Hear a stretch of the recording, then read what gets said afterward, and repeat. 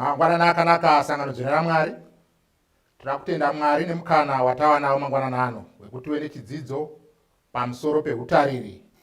Takanangana nemusoro wekuti kugona kuzviriritira munharaunda ine denda ranetsa reCovid-19. Donzo rechidzidzo nderekuti tigone kudenana mwoyo, tibatsirane kuti tingaita sei mukati menguva idzodzi sewana waMwari uye sevatariri. Ngatinamatei. Baba wedu muriko kumusoro kudenga, toda kutendai nemukana uno wamatipa.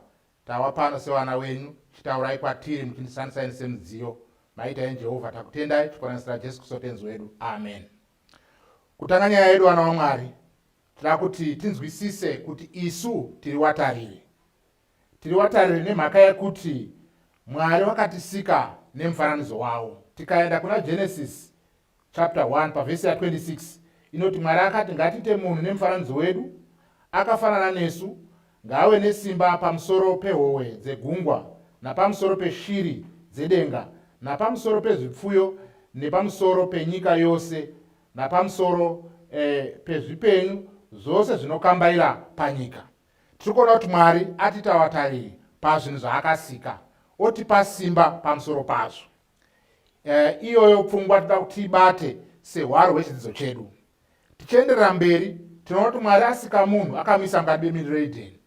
Haana kungomusiya akadaro akamupa basa rekuita rekubata nemaoko ake. Pfungwa yechipiri yatoda kuti tibate tinoiwana kuna Exodo chapter 20. Exodo chapter 20 tinoona pachipiwa mutemo ine 10. Asi tikadzika tikaenda pavhesi ya 10 inoti, asi zuva rechinomwe isabata raJehovha Mwari wako. Usatongobata mabasa naro iwe kana mwanakomana wako kana mwanasikana wako kana muranda wako kana murandakadzi wako kana zvifuyo zvako kana nemweni wako uri mukati memasuo ako. Tikaona vhesi iri riri kutipa pfungwa yekuti Mwari ari kutaura nemutariri. Mutariri ane zvinhu zvake, mutariri anogona kuzviririta nekuzvimiririra. Saka pfungwa iyoyo itoona kuti Mwari haisi pfungwa yaMwari yekuti munhu azembere pane umwe munhu pakurarama kwake, asi kuti awimbe naMwari musiki wake, mupi wezvinhu zvose. Pfungwa yedu kuti muibate wana waMwari patichadzika nedzidzo chedu. Taona kuti ni watariri. Mwari atipa zvinhu zvose, atipa simba pamusoro pezvinhu zvose. Asi ngatitarisei mamiriro akaita nyika yedu mukati menyika yatiri kurarama tiri. Tiri mukati medenda ranetsa reCovid-19. Raunza mamiriro matsva ekunze kana emaitiro atingaita upenyu hwedu. Akanganisa kurarama kwedzimhuri, kwewana, wana wedu, wanakomana, wanasikana. Mava neurombo nenzara yapinda mukati menyika nekuda kweCovid-19 yakanganisa mawaniro atingaita mari. Kwaita kushayikwa kwemikana yemabasa nekuda kwekuvhara kwemakambani. Zvese zvakadaro zviri kuita kushungurudza wana waMwari. Toona zvakare kuti urova hwawanda mukati menyika yatiri kurarama tiri. Now, mukatarisa zvakare mukati menyika zvikuru segore rapfuura, kwaiva nekushayikwa kwegohwo rakanaka kubva mukati meminda nekushayikwa kwemvura yatingati iyo drought. Saka zvese izvi zvakonzera kuti kuwe nekukukurwa kwesimba remari inoshandiswa mukati menyika yatingati muchirungu nayo inflation. Zvaita kuti chikafu chinotengwa uye nemabasa emari aderere. Sekuona kwatita wana waMwari, izvi senhengo dzesangano nemhuri dzedu hatipotswi nezvibingamupini zviri kuitika mukati menyika. Saka zvakakosha kupanana mazano nenzira dzekuti tingararama sei mukati menguva yatiri kurarama yakaoma zvakadai. Ndorinowa donzo rechidzidzo. Tingagona kuita mubvunzo wana waMwari kuti sei tichifanira kucherechedza kana kucherechedza mhindu dzekugona kurarama nadzo. Pane pfungwa dzakawanda dzinogona kuuya kana mibvunzo yekuti totangira papi, totanga sei, ko mari yacho toiwana kupi, tozvitengesera kupi. Ndo dzimwe pfungwa dzatichapindura mukati mechidzidzo ichi. Asi chimwe chatingaona ndechekuti mhinduro kumibvunzo iyi inogona kuonekwa kazhinji nemaonero emunhu yatingati muchirungu world view. Wamwe wanoona mukana panoonekwa makomo asingakwiriki newamwe. wamwe nepfungwa dzakajeka dzine midzi pakutenda muna Mwari muridzi wezvinhu zvose. Tinoona kuti kuna Mapisarema 24 vhesi ya 1 Mwari anoti nyika nekuzara kwayo ndezvani? NezvaJehovha, kusanganisira nevazviremo. Izvi zvinofanira kutipa sevatendi kuti tive nekutenda kwakadzama kunokurira muna iye Mwari muridzi wezvinhu zvose, nekuti amboona kuti iye Mwari muridzi wezvinhu zvose ndiye atipa kuti iwe watarire. Toona zvakare vana vaMwari tichienderera mberi sevatendi hatifaniri kukahadzika nekutya nemamiriro ekunze. Hongu taona kune COVID-19, kunyange zvakadaro denda ririko, asi isi tina Mwari anokunda zvese. Naizvo tofanira kuwana nzira dzekurarama takatsamira pana Mwari. Tinofanira kuva nekutenda kusingazunguniswi muna Mwari wedu. Ndinofarira pfungwa yatinoona kuna Madzimambo wekutanga chapter 17 pavhesi ya 9 tichienda kuna 15. Pfungwa iripo munoona wana waMwari kuti tinosangana naElijah pavhesi ya 7 anga ari parwizi rwakaoma panzvimbo yaaigara, akanzina Mwari aende kunzvimbo yeZidhoni kwanga kuine shirikadzi yanga iripo. Asvika ipapo shirikadzi yanga isina, akakumbira chingwa, asi shirikadzi yanga isina, yaitotsvaga tutsotso netuvhu twanga tuinato kuti abike chingwa adye. Elijah ataura kuti achienda rondigadzira ini kutanga, chandinofarira ndechekuti shirikadzi yakava nekutenda kuti zvataurwa naMwari zvinoitika, kuti mvura ichanaya. Saka naizvozvo akaenda mberi akagadzira chingwa akapa kuna Elijah. So tiri kuona kuti kutenda kwaiona mai ava ndo kwakaita kuti agone kupona nzara yanga iriko kwemakore 3. Chimwe chandinoona pana mai ava, waisatenda chete kuna Mwari, asi wainzwisisa chinhu ichi kuti Mwari anoshanda nezvatiinazvo. Mai ava waiva netuhufu netutsotso netumafuta tushoma. Izvozvo nekutenda ndo zvakaita kuti wagone kurarama. Saka vana vaMwari, takatarisa nedenda iri, zviri pachena kuti rwizi runogona kuoma kana kupwa sezvakaita panguva yaElijah. Runopwa sei? Mabasa nenzira dzekuwana nadzo mari dzatanga tajaira dzinogona kupera tikasara tisina mabasa. Sezvineiwo miromo inodya, mhuri dzinoda kuchengetwa, hadzimiri kudhimanda zvadzinoda nekuti basa rakapera. Zvese zvinoramba zviripo. Saka zvakafanira sewana waMwari kuti wane nzira dzekubatsirana nadzo kuti tingararama sei. Nawo muchaona kuti imwe mibvunzo yatingabvunza tingaona wapi mari yekutanga nayo. Mhinduro inogona kuuya ichiti zvinobva pauri uye zvinotangira pauri. Zvinogona kubva kuhama, zvinogona kubva kushamwari, zvinogona kubva kukambani kwaunoshanda. Asi zvese zvinotsvaga kuti iwe semunhu uzvimiririre, uzviise pachinzvimbo chekuti uda kuti ubatsire mhuri yako ugone kuzviraramisa. Tichaura zvakare kuti zvakakoshei wana waMwari kuti tiite mhindu dzinogona kutiraramisa. Ndinoona kuti mukaenda kuna Proverbs kana kuti zvirevo, inogona kuburitsa imwe pfungwa inotibatsira kuti kana tikaona zvichirema kuti tigone kuzviraramisa nenzira iyi, munoona kuti tinogona kuwana dzimwe nzira dzekusashanda hedu, asi dambudziko rinouya pakuti isisi togona kuwanikwa tiri mudambudziko guru. Proverbs 6 pavhesi ya 10 to 11 inounza pfungwa yekuti tikada hedu kumbozorora tichirara tichimboteerera mwiri, tinopedzisira urombo hwauya kwatiri huchitishanyira segororo. Ndo zvinotaurwa nazvirevo 6 vhesi ya 10 to 11. Naizvozvo ongororo inotaridza kuti zvisinei nemibvunzo yatingabvunza, mibvunzo tinogona kubvunza, uye mibvunzo iyi inouya ine simba. Tichiona kuti zveshuwa ine zvikonzero zvakasimba, asi chokwadi chacho ndechekuti kushanda nesimba kunopa pundutso, asi kungotaura chete kunopa urombo, sezvataurwa mukati mevhesi. Saka naizvowana waMwari zvakakosha kuti tibatsirane kuti tingaitei, tingashandei. Tikaenda mukati mebhaibheri tinoona micherechedzo yakawanda. Nekuda kwenguva hatichaerenge zviri mavhesi aya, asi ndichakupai mavhesi kuti muzviverengere muri kudzimba kwamuri. Tikaona kuna Noa, kuna Genesis 9 vhesi ya 20, inobudisa pfungwa yekuti Noa anga ari murume wevhu. Akatanga gadheni achibuda mungarawa. zvoreva kuti aigona kuzviraramisa nemhuri yake.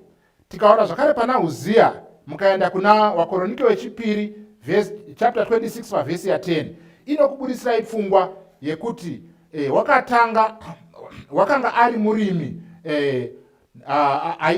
wemizambiringa. Zvakare toona kuti Uzia aive murimi. Mukaenda kuna Genesis 4 vhesi ya 2 na vhesi ya 2, inobudisa pfungwa yekuti Abel na Cain. Abel akanga ari mufudzi wamakwai, Cain wakanga ari murimi wevhu. Moita zvakare kuti kuna Genesis chapter 46 vhesi ya 33 na 34, Joseph achitaura navakoma wake anoti, kana Farao akubvunzai munopindura muchiti, Farao akakubvunzai kuti munoita nezvei, waranda wakoma waJoseph wakataura kuti wapindure wachiti, waranda wenyu waiva wapfui wezvipfuyo kubva paucheche hwedu kusvikira zvino, isu namadzibaba edu. Now pfungwa yatiri kuona apa, wana waMwari, ndeyekuti wana waJacob waiva nenzira yekurarama nayo. Mukaitresa munoona kuti even Abraham naIsaac ndiyo nzira yavanga vainayo yekurarama nezvipfuyo. Muri kutondera here Abraham naLot wafudzi wavo vachipesana nekuda kwezvipfuyo. Zvoreva kuti zvipfuyo ndiyo yanga iri nzira yekuzviraramisa nayo.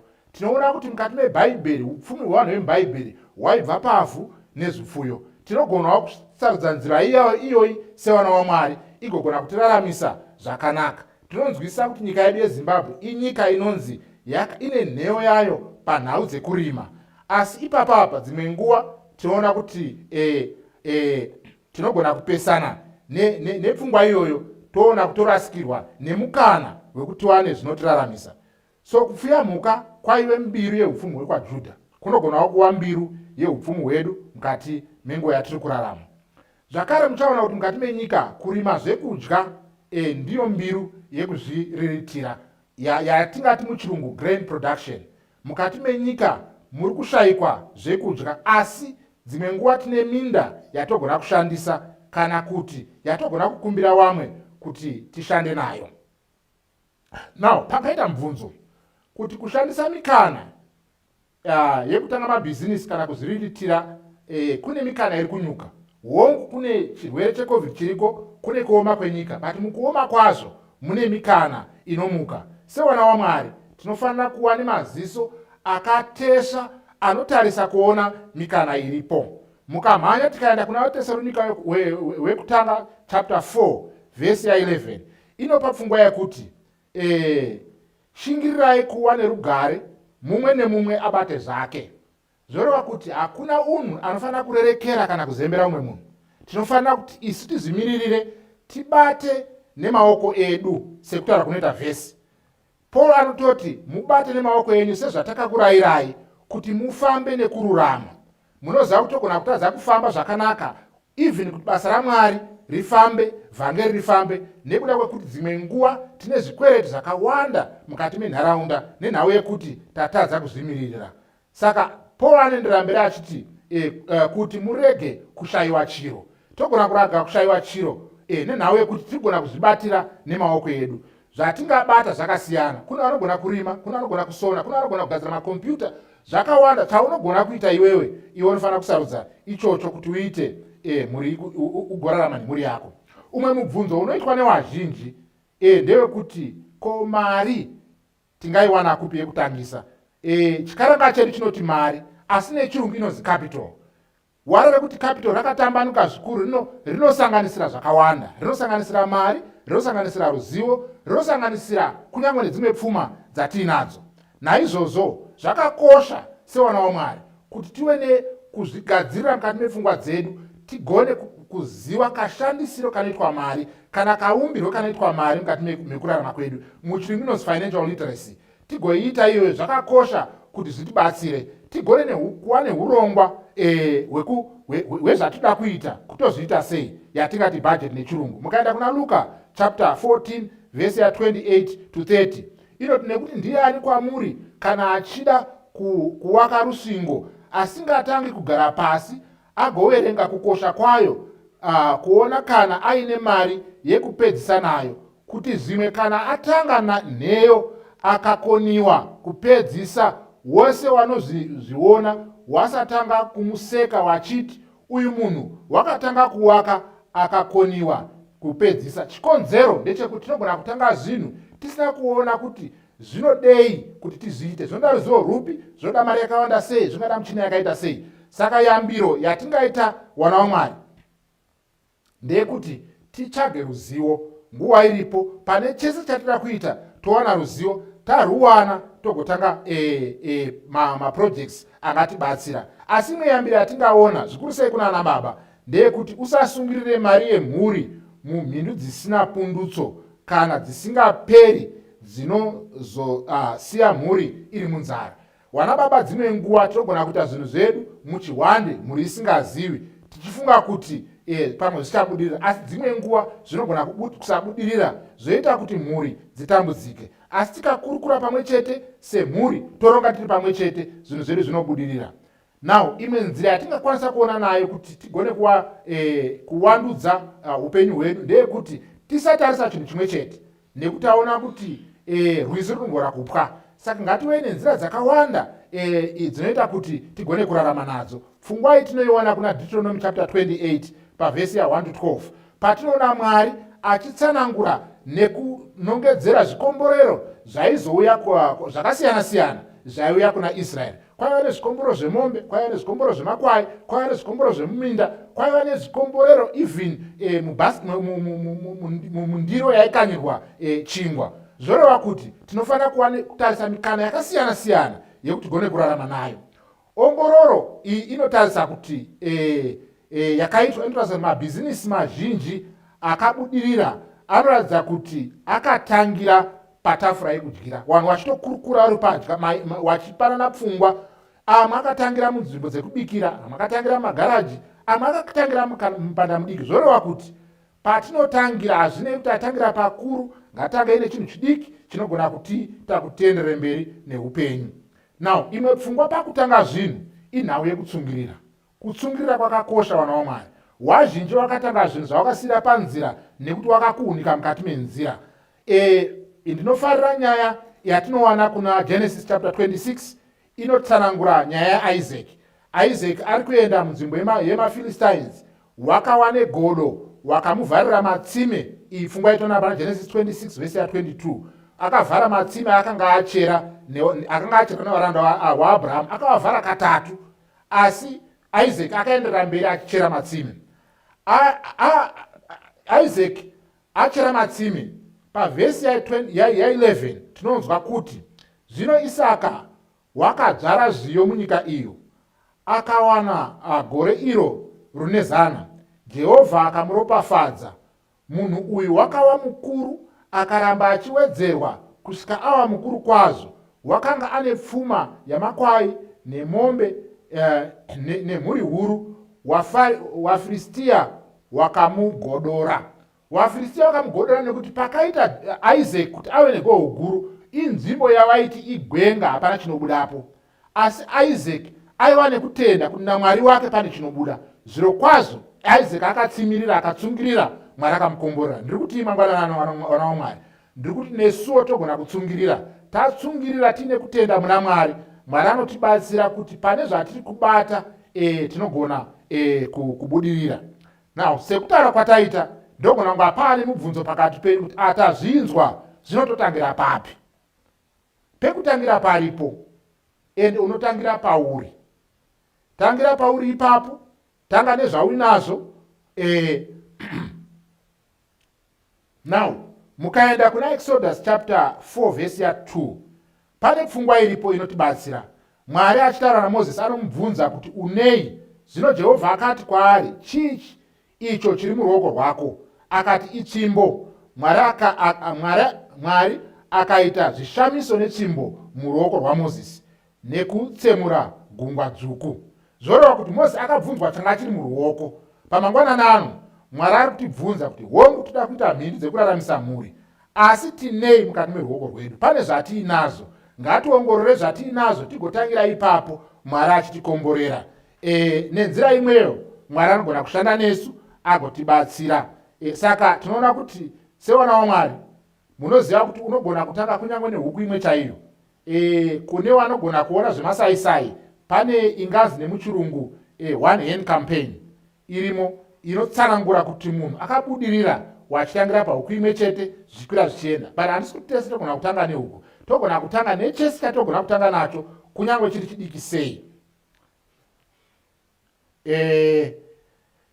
So mubvunzo ungangoita ndeyekuti wana waMwari, tataura sezvataita izvi, mubvunzo unoti takamirirei?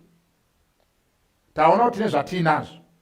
Munoziva ndakambosangana neumwe munhu aitaura pfungwa yekuti dai ndawana munhu anondipa $500 ndine project yanoda kuita inogona kubudirira, nditori nekwekunotengesera nezvimwe zvese, asi chandashayiwa $500. Ndikavabvunza vakuru avo ndikati munei, akandine mombe 13. Mubvunzo wandakasara ndiinawo ndekuti munhu haana mari here uyu? Pamombe idzodzo aigona kutengesa mombe akawana 500 akatanga chinhu ainacho. Ndiri kungounza pfungwa iyi yekuti mukatarisa mudzimba dzatinogara tine zvinhu zvakawanda. Wamwe totsvaka zvikwereti zvekuti tange zvinhu, pamwe tine motikari dzinokwana 3, pamwe tine zvimwe zvemukati medzimba dzedu. Ngatizviongororei toona kuti tinogona kuzvichinja izvozvo zvigoita mari tigozvishandisa. Wana baba zvikuru, tikaenda pana Genesis chapter 30 verse ya 30 tinosangana neumwe murume anonzi Jacob. Tinomuziva aenda kwaLabhani, kwasekuru wake. Asvika ikoko akashandira Labhani kwemakore 14 ashandira madzimai, asi ane pfungwa yaanotaura yandofarira inofanira kutaurwa nababa umwe naumwe. Zvanzi naJacob panapa, nokuti zvamaiwe nazvo ndisati ndasvika zvanga zviri zvishoma, zvakazowanda zvikawa zvizhinji. Jehovha wakakuropafadzai pose pandakatsika. Pekupedzisira ndo pandofarira. Zvino ndichabatira imba yangu rinhiko. Mubvunzo unofanira kubvunzwa nana baba wose. Unogona kunga uri pakambani paunoshanda, uriyo mabata kina zvose, asi sekudzidza kwataita kuna madzimambo wekutanga chapter 17 verse ya 7, kuti rwizi runogona kupwa. Pauri mabata kii nhasi, mangwana unofuma usipo. Asi unofanira kubvunza kuti mhuri yangu ndichaibatira rinhiko, nekuti mhuri ucharamba uinayo as long kana Mwari achikupa upenyu. Saka tinoona kuti Labhani akabvunza Jacob kuti pavhesi ya 31 ndokupeiko.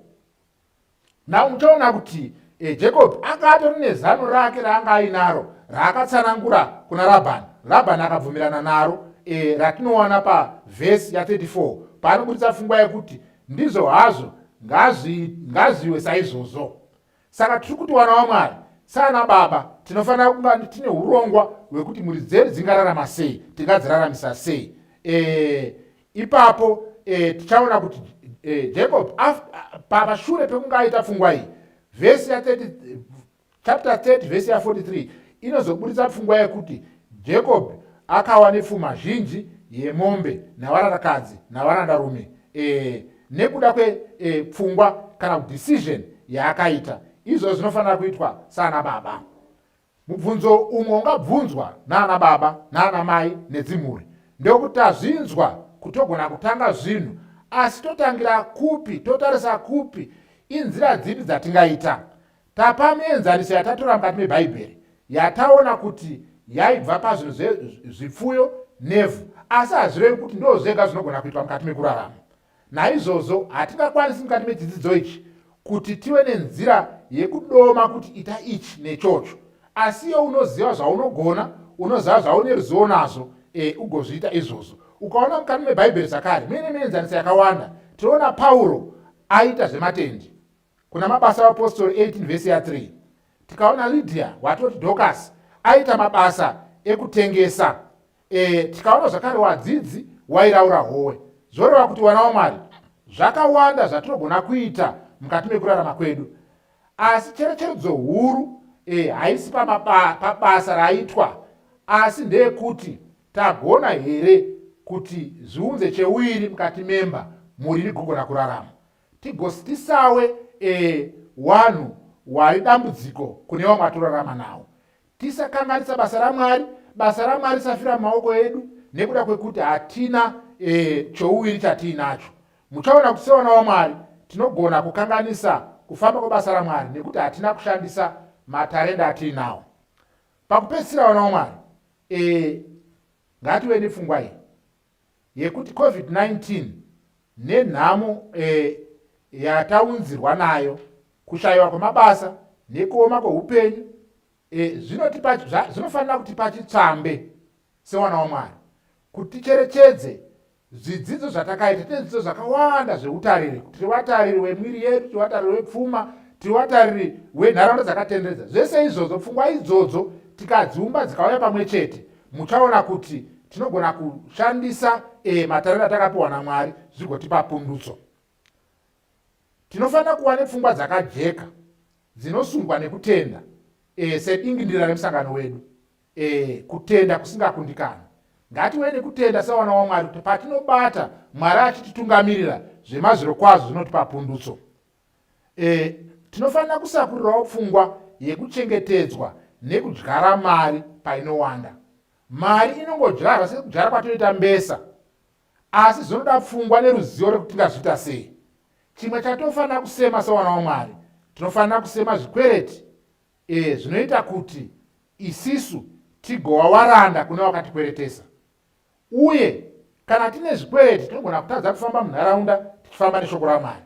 Asi wana waMwari, chatinoziva ndechekuti Mwari akatipa matarenda akawanda, uye patiri kumirira kuuya kwaJesu kwechipiri, tikaenda kuna Matthew 25 tinoona muenzaniso unopiwa wewanhu wakapiwa matarenda ekuti vanoshandisa, wachimirira tenzi wavo kuti adzoke. Naizvozvo sesuwo nesuwo takapiwa matarenda atinofanira kushandisa tichimirira kuuya kwaJesu kwechipiri.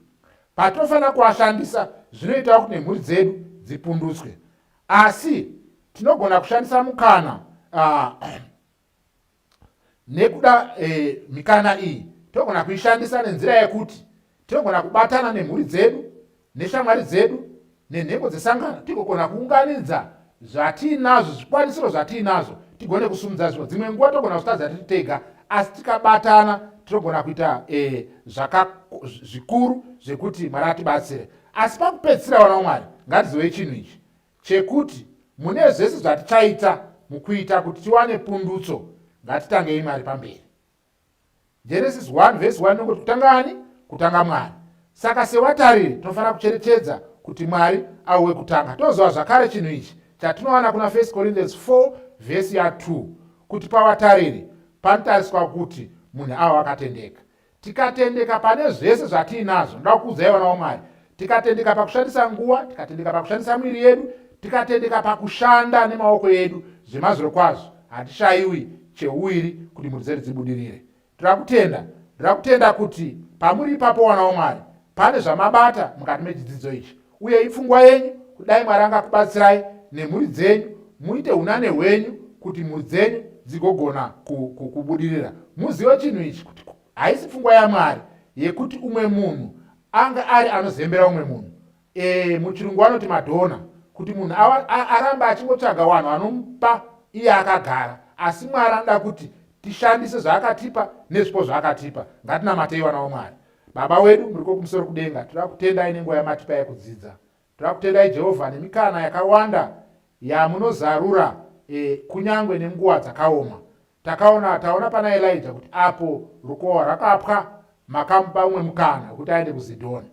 Nesuwo Jehovha mabasa anogona kunge akapera nekuda kweCovid-19, asi muri Mwari hamupererwi, munovhura imwe mikana yakawanda. Chitibatsirai sewana wenyu kuti tigone kuona mikana painozaruka, tiibate nguva iripo, tigokwanisa kuita kuti mhuri dzedu dzirarame, basa renyu risafire mumaoko edu. Maitai Jehovha, mbiri nerikudzo todzosera kwamunondo zvakufanirai. Tanamata chiponasira Jesu Kristu tenzi wedu. Amen.